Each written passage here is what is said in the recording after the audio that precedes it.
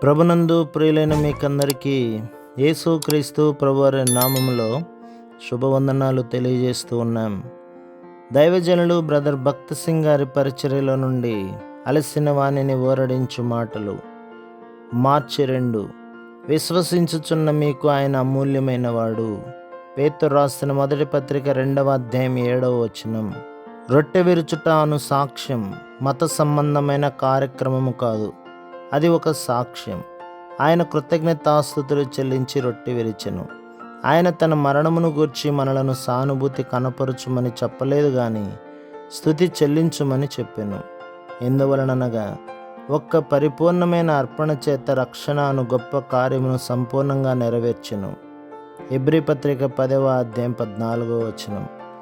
ఆయన భూమి మీదకు రాకమునుపు అనేక సమయములలో అనేక బలులు అర్పించబడినవి, కానీ ఆ బలుల ద్వారా ఒక పాపి కూడా నీతిమంతుడు కాలేడు.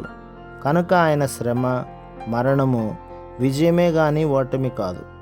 మనకు బదులుగా మరణించుట ద్వారా ఆయన మన తీర్పునంతటినీ శిక్షావిధినంతటినీ తనపై వేసుకొనెను. ఎటువంటి పాపి అయినను, ఏ దేశమునకు చెందినవాడైనను, ఏ స్థాయిలో నున్నవాడైనను అతడు నీతిమంతుడుగా తీర్చబడగలడు. అందుచేతనే ప్రభువు బలలో మనము పాలిభాగము పొందకమునుపు కొంత సమయము ఆయనను ఆరాధించుటలో, స్తుతించుటలో గడుపుదుము. ప్రభువు యోహాను సువార్త 10వ అధ్యాయం 17-18లలో ఈ విధముగా చెప్పుచున్నాడు. నేను దాన్ని మరలా తీసుకొనున్నట్లుగా ప్రాణము పెట్టుచున్నాను. ఎవడునూ నా ప్రాణము తీసుకొనడు. నా అంతట నేనే దాన్ని పెట్టుచున్నాను. దాన్ని పెట్టుటకు నాకు అధికారం కలదు, దాన్ని తిరిగి తీసుకున్నటకు నాకు అధికారం కలదు. పౌలు గలతీ 2వ అధ్యాయం 20లో ఇట్లు చెప్పుచున్నాడు. నేనిప్పుడు శరీరమందు జీవించుచున్న జీవితం నన్ను ప్రేమించి నా కొరకు తన్ను తాను అప్పగించుకొనిన దేవుని కుమారుని యందలి విశ్వాసము వలన జీవించుచున్నాను.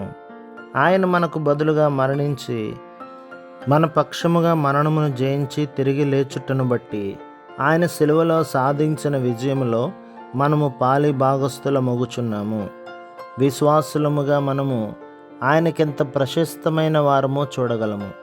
మనకు బదులుగా మరణించి మనలను రక్షించుటలో ఎంత ఉన్నతమైన ఉద్దేశమును ఆయన కలిగి ఉన్నాడో కూడా మనము చూడగలము. మనము బల్లను మధ్యలో ఉంచడం ద్వారా దేవుడు మనతో సాదృశ్య రూపముగా మాట్లాడుచున్నాడు. మనతో మాట్లాడుచున్న దేవుని స్వరమును మనము వినగలము. మొదట ఆయన మనతో మాట్లాడును, తర్వాత మనం ఆయనతో మాట్లాడుదుము. ప్రభువు, నా ప్రియమైన పిల్లలారా, ఎంత ఇష్టపూర్వకముగా ప్రేమతో నా శరీరమును విరవబడుటకు నేను ఇచ్చితినో జ్ఞాపకము చేసుకొనుడి. మీ రక్షకునిగా నుండుటకు నా సమస్తమును ఇచ్చివేసి తిని అని చెప్పుచున్నాడు. మన సృష్టికర్తగా ఉండుటకు ఆయన ఒక్క మాట మాత్రమే పలికెను. ఒక్క మాటతో ఆయన సమస్తమును సృష్టించెను. కానీ మన రక్షకుడగుటకు ఆయన సమస్తమును ఇచ్చివేయవలసి వచ్చెను.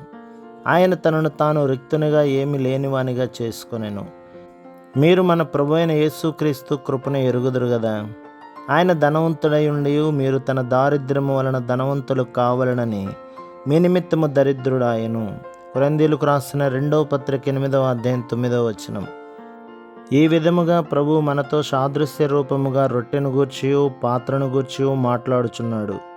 మన రక్షకుడగుటకు ఆయన తనను తాను రిక్తునిగా చేసుకొనెను. ఇష్టపూర్వకముగా ఆయన సమస్తమును నిచ్చెను. అందుచేతనే మనం ఆయనకు మిక్కిలి ప్రశస్తమైన వారము. తన రక్తము చేత విమోచింపబడిన వారందరితో ప్రభు ఎలాగునో చెప్పుచున్నాడు. నా ప్రియమైన పిల్లలారా, ఆకాశములన్నింటికంటే మీరు నాకు మిక్కిలి ప్రశస్తమైన వారు. మిమ్ములను కొనుటకు నా సమస్తము నిచ్చివేసి తిని ఇప్పుడు మీరు నా సొత్తైన ప్రజలు అయ్యున్నారు. యెహోవా తన కొరకు యాకోబును ఏర్పరచుకొనెను, తనకు స్వకీయ ధనముగా ఇశ్రాయేలును ఏర్పరచుకొనెను. కీర్తన గ్రంథం 135వ అధ్యాయం 4వ వచనం.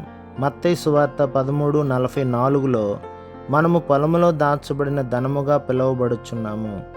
మత్తయి సువార్త 13వ అధ్యాయం 46లో మనం ఆయనకు మంచి ముత్యం వలె ఉన్నాము. ద్వితీయోపదేశకాండం 32వ అధ్యాయం 9లో మనము ఆయన స్వాస్థ్య భాగంగా పిలువబడుచున్నాము. ఆయనకు మనము మిక్కిలి ప్రశస్తమైన వారము. ఆకాశములన్నీ ఒక చోట చేర్చినను వాటికంటే మనము ప్రశస్తమైన వారము. ఆకాశములు గతించిపోయినను ఆయన ప్రశస్త రక్తము చేత విమోచింపబడిన వారికి నిరంతరము జీవించుదమను నిరీక్షణ గలదు. అందుచేతనే మనము మన తలలు వంచి ఆయనను ఆరాధించుదుము. ప్రభు మిమ్మును, మీ కుటుంబములను, మీ సంఘములను దీవించి ఆశీర్వదించునుగాక. ఆమేన్.